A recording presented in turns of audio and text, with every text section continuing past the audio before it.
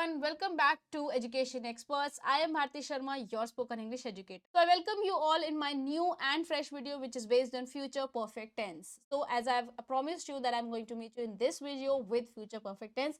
So let's get started with the topic. Alright, future perfect tense. So basically the helping verbs that we are going to use in this type of tense would be will, shall.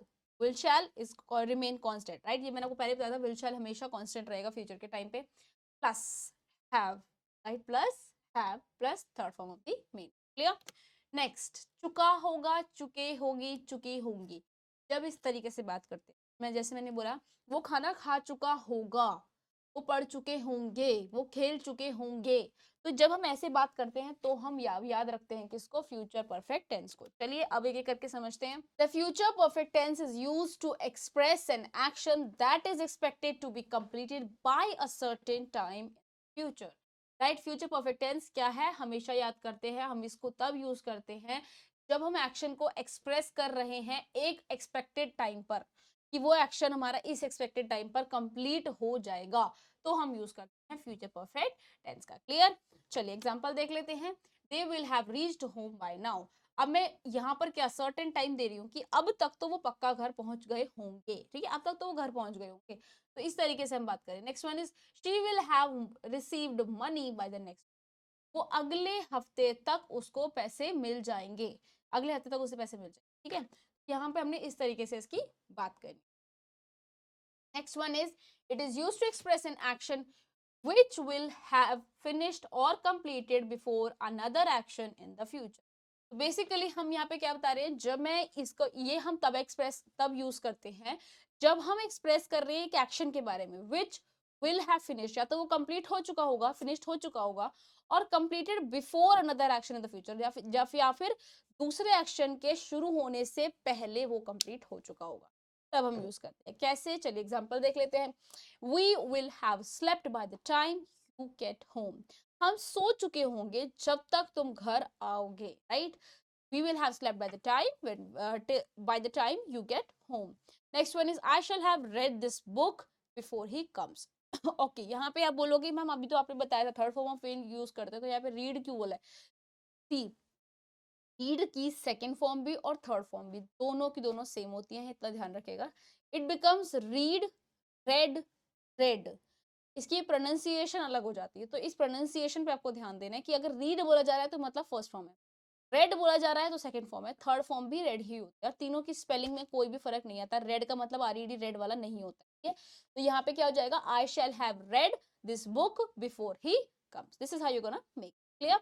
यहाँ तक I hope आपको दोनों के दोनों uses समझ में आ गए हैं। चलिए अब समझते हैं affirmative. All right, now let's talk about affirmative. Affirmative का स्ट्रक्चर क्या होगा? मैंने आपको पहले ही बता चुकी हूँ स्ट्रक्चर क्या होता है। Subject, will, shall, have, third form of the main verb and object. अब मैं third form, second form, first form नहीं बोलूंगी, बोलूंगी V3, V2, V1, ठीक है। देन एग्जांपल देख लेते हैं, हम इसके एग्जांपल्स की बात करते हैं। तो वे अपना नाश्ता कर चुके होंगे, वे अपना नाश्ता कर चुके होंगे। दे will have had their breakfast. दो चीजें इस पे ध्यान देनी। क्या? एक तो आप सोच रहे हो कि यहाँ पे हैड क्यों आया है, क्योंकि हमने तो यहाँ पे पास्ट की बात करी नहीं, आपने तो हमें पास्ट में बताया था, हैड बताया था। अब यहाँ पर एक कंफ्यूजन आपकी दूर कर देती हूँ। यहाँ जो हैड यूज किया गया है, यहाँ पर ये had as a helping verb बिल्कुल भी काम नहीं करता, क्योंकि हमने हेल्पिंग वर्ब तो ऑलरेडी ले लेना, विल और हैव को ले तो लिया, अब हम हैड थोड़ी ले रहे हैं। यहाँ हैड जो है ये मेन वर्ब है। हैड का मतलब खाना खा लेना भी होता है, ये आपको ध्यान रखना है, ठीक है। तो दे will have had their breakfast. दूसरी बात जो ध्यान रखनी थी वो ये थी कि ब्रेकफास्ट की प्रोनाउंसिएशन, बहुत सारे इसको लोग ब्रेकफास्ट ही बोलते हैं, जो मैंने अभी भी बोल के दिखाया वो गलत बोला था, ठीक है। तो ब्रेकफास्ट नहीं होता है, करेक्ट प्रोनाउंसिएशन होती है breakfast, breakfast, breakfast, right. So they will have had their breakfast.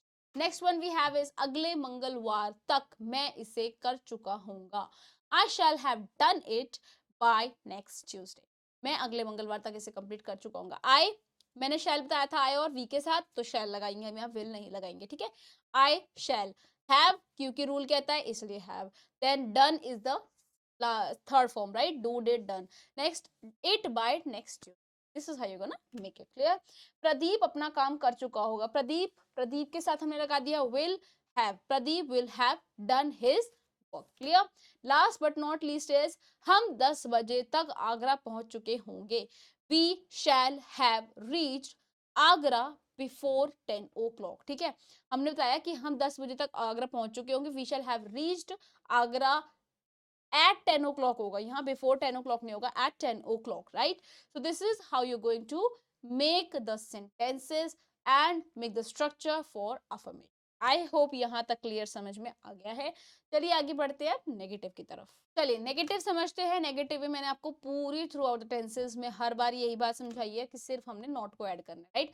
Subject, will, shall, not, have, third form of the main verb and object. Clear? Examples देख लेते हैं.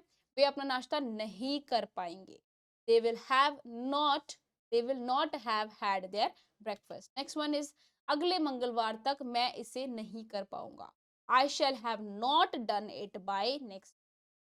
Only have added not in that. Otherwise, the rest of the sentence is exactly the same. Next one is Pradeep अपना काम नहीं कर पाएगा. Pradeep will not have done his work. Last but not least is हम 10 बजे तक आगरा नहीं पहुंच पाएंगे. We shall not have reached Agra till 10 o'clock. This is how you're gonna make for negative. चलिए अब आगे बढ़ते हैं interrogative. All right, now interrogative में फटाफट से आप मुझे बताइए क्या होता है. बताइए. Very good. अगर आपने यही जवाब दिया है जो मैंने सोचा है तो आप बिल्कुल सही है. कुछ नहीं था, क्या था? हेल्पिंग वर्ब को सब्जेक्ट के पहले. That's it. Clear?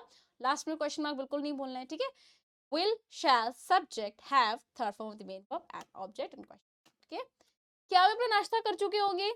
will they have had their breakfast? will they have had their breakfast? क्या अब अगले मंगलवार तक मैं इसे कर चुका हूँगा? Shall I have done it by next Tuesday? Next one is क्या प्रदीप अपना काम कर चुका होगा? Will Pradeep have done his work?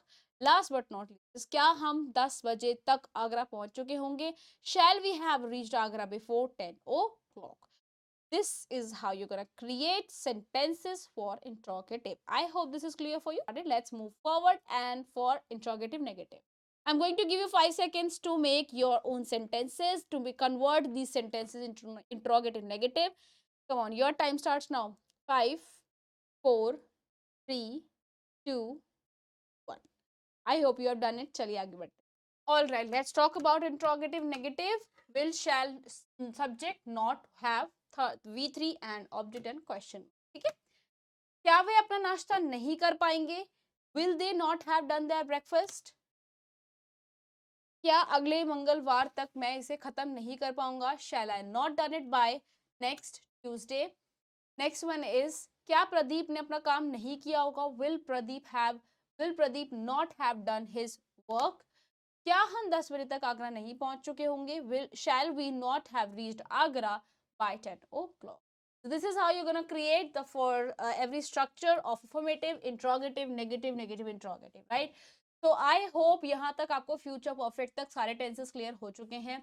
Now we are left with only one, and that I'm going to teach you in my next video. Thank you so much for watching this video till the end, and I'm going to meet you in my next video. Stay connected, be happy.